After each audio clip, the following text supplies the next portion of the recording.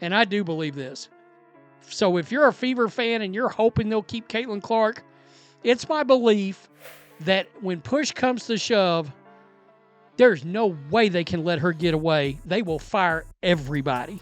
So I'm going to show you guys a poll before we go too far, and this should scare the living shit out of the Indiana Fever. So Indiana Fever, and it's been my belief that they will freaking fire everyone. I cannot imagine the level of fumbling the bag that would have to be done, the monetary crushing that would put on this franchise.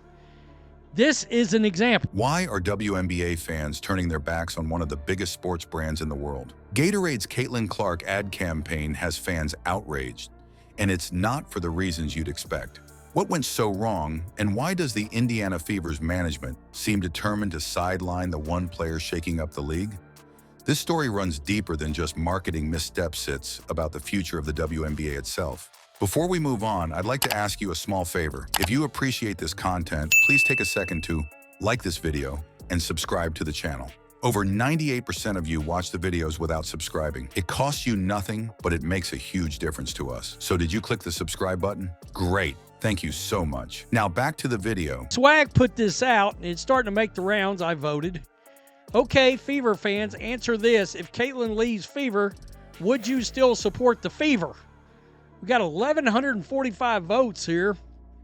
Nope, my bags are packed. 1,115 fans, that's 858 fans that said, I'm out the door. I'm out the door. Is far and away leading the way with 76.9%, 77% in other words. Imagine being one of the biggest sports drink brands in the world and still managing to fumble with the hottest name in the WNBA. That's exactly what Gatorade did when they launched their Caitlin Clark-focused ad campaign. From the outside, it made perfect sense. Clark's star power is undeniable. She's not just a basketball player. She's a phenomenon who's brought fresh energy to the league. Gatorade seeing... Why are WNBA fans turning their backs on one of the biggest sports brands in the world? Gatorade's Caitlin Clark ad campaign has fans outraged, and it's not for the reasons you'd expect. What went so wrong, and why does the Indiana Fever's management seem determined to sideline the one player shaking up the league? This story runs deeper than just marketing misstepsits about the future of the WNBA itself. Before we move on, I'd like to ask you a small favor. If you appreciate this content, please take a second to like this video and the channel. Over 98% of you watch the video without subscribing. It costs you nothing, but it makes a difference to us. So did you click the subscribe button? Let me take this a step further. By the way, before Caitlin Clark showed up to the Indiana Fever, they were drawing roughly 4,000 fans to a game, okay? 858 fans out of 1,115 fans. That better scare the shit out of the Indiana Fever. So I spread this out based on 17,000 fans showing up to Indiana Fever games when Caitlin Clark is playing. The number I got back was 13,090. Great. Thank you so much. Now back to the video. Imagine being one of the best drink brands in the world and still managing to fumble with the hottest name in the WNBA. That's exactly what Gatorade did when they launched their Caitlin Clark-focused ad campaign. From the outside, it made perfect sense. Clark's star power is undeniable. She's not just a basketball player. She's a phenomenon who's brought fresh energy to the league. Gatorade, seeing dollar signs, rolled out a campaign designed to spotlight her as the face of their brand. But instead of winning over fans, they found themselves in the middle of a storm. So what went wrong? The problem starts with assumptions. For a campaign built around Clark, fans argued it didn't actually feel like her. Critics on social media called it generic and tone-deaf, pointing out how it leaned into outdated sports ad tropes, cinematic cuts of athletes sweating under bright lights, inspirational quotes plastered across dramatic music. Fans felt the ad didn't capture what makes Clark unique, her personality, her connection. So this little poll right here better scare the ever-loving crap out of the Indiana Fever.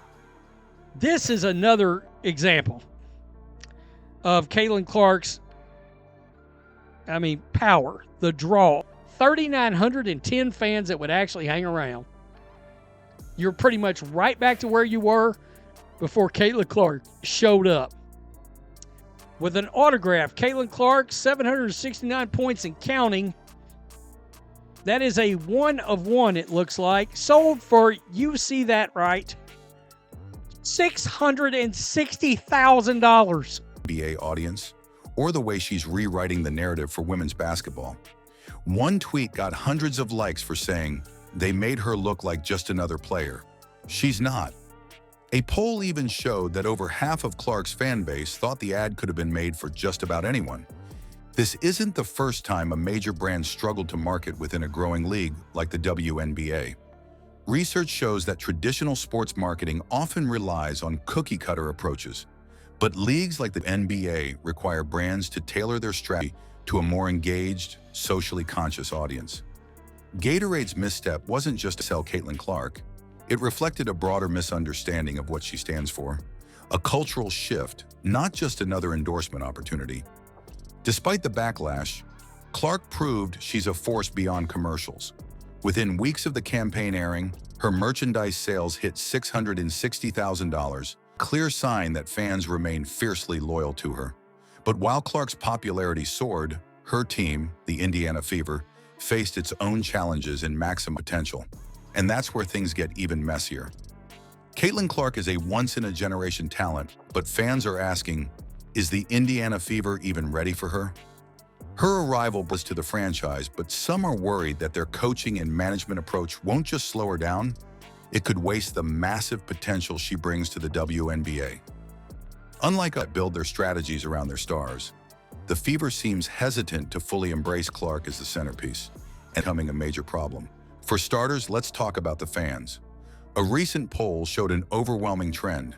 A significant number of fans admitted their loyalty is tied more to Clark than the team itself.